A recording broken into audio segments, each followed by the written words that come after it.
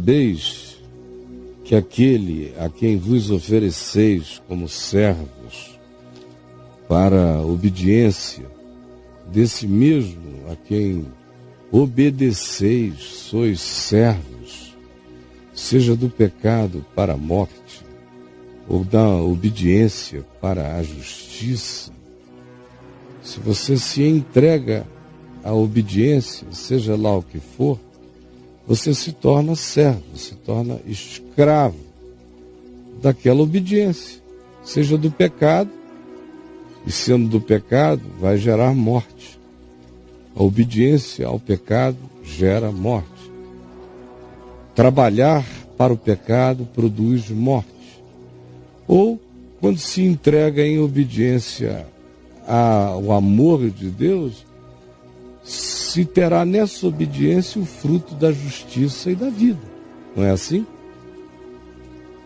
Graças a Deus, porque outrora, no passado, quando éramos escravos mesmo do pecado,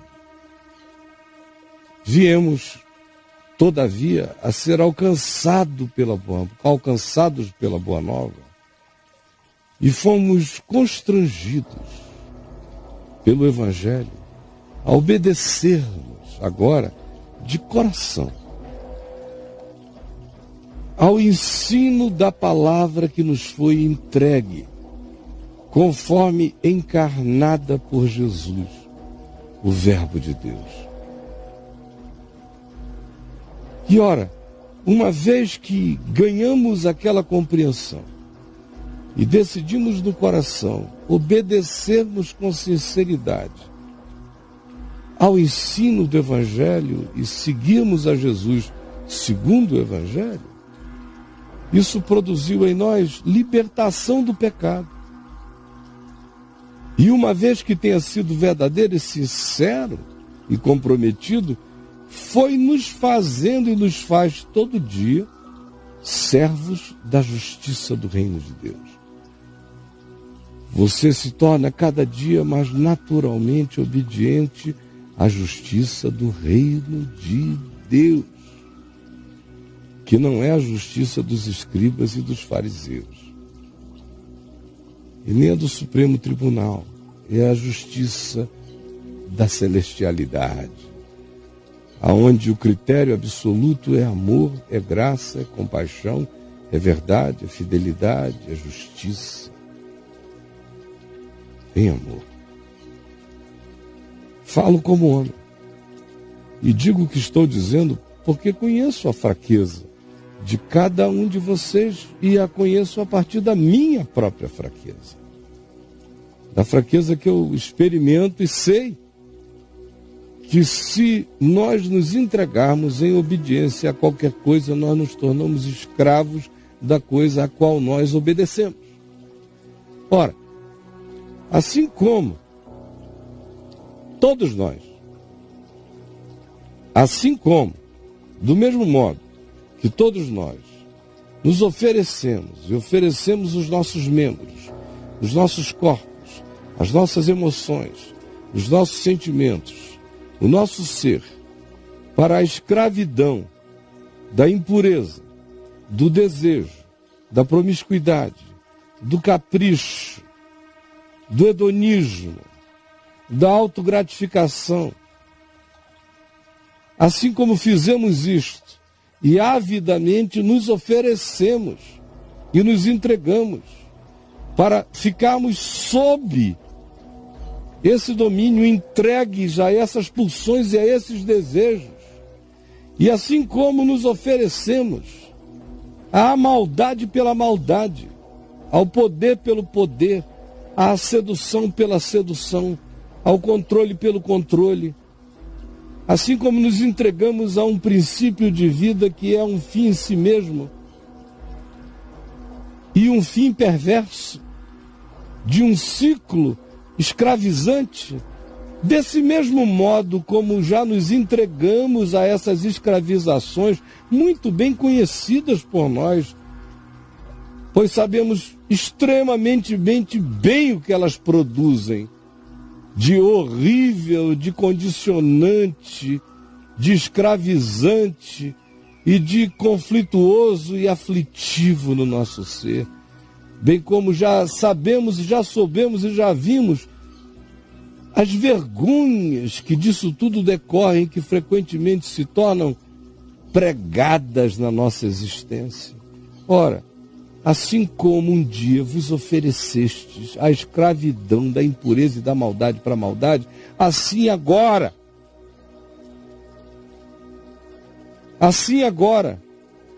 do mesmo modo como vocês se atocharam, se atolaram, se entregaram e disseram: aonde a carne quiser eu vou, aonde o desejo tocar eu vou, aonde a cobiça bater eu chegarei, aonde os meus pensamentos me levarem, os meus sentimentos me impulsionarem, nesta direção eu irei. Assim como vocês se entregaram tão avidamente e tão prontamente à maldade pela maldade, à cobiça pela cobiça, ao capricho pelo capricho, assim também, do mesmo modo, pelo menos, ofereçam-se agora como membros de justiça, como entes separados para o amor, para a fidelidade, para a verdade, para a mansidão, para o domínio próprio.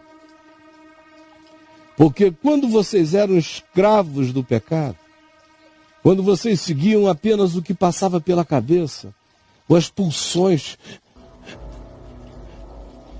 da vida, de uma existência que é apenas pulsão, desejo, impulso, se levantando, que é apenas um brotar sem lucidez. Ora, quando vocês eram assim escravos da pulsão do pecado, e ignorantes e sem nenhum conhecimento, vocês eram só pulsão bruta. Portanto, vocês estavam isentos em relação às acusações da justiça. Porque vocês não sabiam de nada, vocês eram pulsão bruta, estúpida, uma escravização pulsional, sem nenhuma consciência de que o que vocês tinham não era vida, era apenas uma existência neural e psíquica, sem nenhuma luz espiritual. Por isso, vocês estavam, naquele tempo, isentos de maiores obrigações, quaisquer que fossem, com a consciência da justiça e da verdade. Porém, mesmo naquele tempo, com a alienação, na ignorância que viviam, quais foram os resultados que você escolheu, que nós escolhemos, vivendo daquele jeito? Os resultados foram legais? Porventura, o fato de alguém ser alienado garante a ele a inconsequência das suas ações? É claro que não. O fato de alguém ser alienado não o faz receber como sentença algo que proceda de uma luz que ele nunca teve. Portanto, ele será julgado de acordo com a luz que teve, não com a luz que não teve. No entanto, nem por causa disso, nem porque você é um alienado, que não sabe do Evangelho, você deixa de provar as consequências da vergonha, da desgraça, da infelicidade que esse estilo inconsequente, escravizado de existência produz. Naquele tempo de alienação, mesmo estando isentos em relação à categoria, ao critério da justiça, eu pergunto: que resultado escolheste, senão as coisas de que agora sentis vergonha? Porque além disso, o fim delas, se a gente persevera nelas, é a morte. Morte, morte, morte. Nos matam, definitivamente. Nos matam. Nos afastam da vida. A vida é Deus. Nos afastam do amor. O amor é Deus. Nos afastam da eternidade. A eternidade é em Deus. Nos concedem, nos trazem morte. Agora, porém, iluminados, instruídos pelo Evangelho, libertados do pecado, pela palavra da cruz que disse está consumado, o escrito de dívida foi rasgado. Você não tem mais que viver com medo dessa culpa, porque quanto mais culpado esteja, mais culpado ficará, porque quanto mais culpado esteja, mais pecará, e quanto mais pecar, mais culpado ficará, e quanto mais culpado ficar, mais pecará. Por isso Deus remove a culpa para poder nos salvar do pecado. Porque vivendo sob a culpa do pecado, eu não me livro do pecado, eu só me culpo mais e pecarei mais ainda, aumentarei mais minha culpa e me tornarei mais escravo daquilo que me condena. E a vergonha vem na minha cara. Agora, porém, libertados do pecado pela cruz, pela graça, pela consciência que o Evangelho me deu, que me afirma que eu estou justificado pela fé em Cristo Jesus. E, portanto, entregando-nos agora ao processo de sermos transformados em servos de Deus. Não mais em servos do pinto, não mais em servos da carne, não mais em servos da soberba, da arrogância, da vaidade louca, da avidez, da posse. Não mais servos dessa escravidão que nos colocam no trabalho de uma labuta sem fim. Não, agora libertos da escravidão, da obrigação do pecado, estamos sendo transformados em servos do Deus vivo, dando o nosso fruto, agora como fruto de amor, de alegria, de paz, de justiça e de verdade, até que por fim entremos absolutamente e sejamos absorvidos pela vida eterna, cheia de glória eterna. Porém, o salário, o pagamento de quem decide existir para o pecado, o pagamento do pecado é a morte. Em contrapartida ao fato de que o dom gratuito de Deus é a vida eterna em Cristo Jesus, o nosso Senhor. A graça gratuitamente me liberta. Olha a quantidade de redundâncias divinas. O dom já é graça, favor imerecido, graça gratuita. Dom gratuito, graça gratuita, é redundância demais para que não se entenda, não se compreenda. A graça gratuita de Deus é a vida eterna em Cristo Jesus, diferentemente do fato de que o salário do pecado é a morte. Porque dá muito trabalho servir ao pecado. Dá um trabalho danado. Meu Deus, a pessoa só não nota enquanto está na escravidão. Como dá trabalho receber o salário do pecado. E no fim ser assalariado pelo pecado. O pecado diz, trabalha. Não. Nada de se preservar para coisa alguma. Você está aqui para se gastar. Aí o trabalho põe para você gastar alma. Para você gastar neurônios. Mentir, meu Deus, mentir dá muito trabalho. O banco de dados que um mentiroso tem que ter para servir a mentira é extraordinário. Para ser escravo da mentira. O engano, a sedução. Você ser um operário da sedução é ser um escravo sem direitos. O dia inteiro em operação. Tem que seduzir. Você ser um empregado da hipocrisia, que trabalho miserável. O sujeito viver o tempo todo se perguntando o que será que eu mostro para esse? O que será que esse pode ver? O que será que ele não pode ver? O dia inteiro, que tensão horrorosa. Você servir ao adultério ao engano, à traição. Imagina que trabalho. É um trabalho miserável. Esconde aqui, esconde ali, sai daquilo, atravessa por um túnel, sai numa boca para ninguém ver. É muito labirinto. Que esforço miserável. É um escravo. Imagina esse povo aqui no Congresso Nacional, esses escravos do pecado no Senado e na Câmara. Os deputados só praticamente, com raríssimas exceções, ali só tem os piores escravos do pecado, trabalhando o dia inteiro para cobrir, escamotear, não enganar, não deixar saber. É uma tentativa de camuflar a vida de guerrilheiro do engano, o dia inteiro, na selva da disfarçatez. É um trabalho enorme ser funcionário do pecado, escravo do pecado, e no final ainda ter como pagamento a morte. O que você vai ganhar com isso? Durante a existência, as coisas que vão trazer vergonha. Porque o amor de Deus não traz vergonha.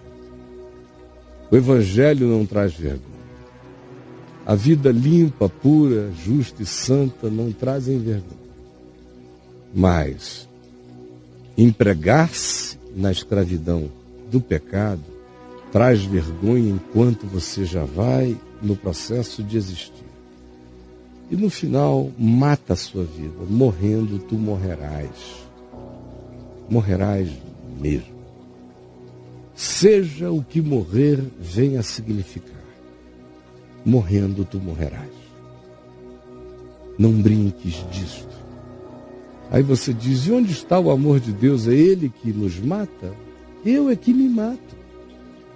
O salário do pecado é a morte, eu sei disso. Se eu escolho, eu me enveneno, eu me suicido, é decisão minha. É livre-arbítrio. E cada um escolhe. Cada um escolhe. E não tem apelação, não venha com tentativas de perguntar e por que Deus me deixou nascer? Enfie essa pergunta no fundo do seu rabo, você entendeu? Eu não aguento mais tanta disfarçatez e idiotice. Ai, Deus, querendo transferir para lá. Quem te mata é o teu pecado, é o meu pecado. Eu sou escravo do meu pecado. O inferno eu crio, eu decido ir para lá. Eu vivo de modo a morrer, ou eu vivo de modo a viver. Eu existo de modo a morrer, ou eu vivo de modo a viver. Mas a escolha é minha e não me venha com perguntinhas de dizer, e Deus, por que me pôs aqui? Senão vou ter que mandar você de novo enfiar naquele lugar adequado, seu idiota. Eu ando cansado de ver as tentativas que você faz para tentar fugir do encaramento simples do fato de que você escolheu a sua existência, a sua escravidão, e o salário do que mata é a morte. Portanto, viva com esse barulho. E eu peço a Jesus que desenterre do fundo da sua ignorância essa desgraça que está plantada em você. Do contrário, o teu salário é a tua morte. Isso já está decidido. E não há apelação. E não foi Deus quem decidiu. Foi você quem escolheu todo dia. É por isso que naquele dia de juízo, de verdade absoluta, até o condenado ficará satisfeito com o seu juízo, porque não haverá disfarçatez nem apelação. Cada um saberá que chegou aonde intentou, que se plantou no chão que desejou e que viveu o seu livre-arbítrio conforme arbitrou. Seja homem, porque o Evangelho não vai tratar você como menino. Se você quiser conversar com a gente a propósito desse assunto ou de qualquer outro assunto que tenha chegado até você, até seu coração, pode começar a escrever para o nosso chat agora. E não adianta ficar escandalizadozinho, não. Pelo que eu concluí dizendo. Se você vier com argumentinhos, é lá que eu digo, atoche. e viva com as consequências, com esse seu supositório de mentira e de auto-engano, porque o Evangelho não vai tratar com meninos. O Evangelho faz adultos ganharem um coração de criança, mas faz todo homem ter que deixar de ser menino e se colocar em pé diante de Deus, viver com as consequências das suas escolhas na luz. É assim que é e não vai ser diferente. Não tem teologia que mude esse fato. É assim que nós todos responderemos à vida e ao autor da existência e a nós mesmos. E quem gostar, gostou. Quem não gostar, experimente, porque vai constatar que o que eu estou dizendo é absolutamente a verdade.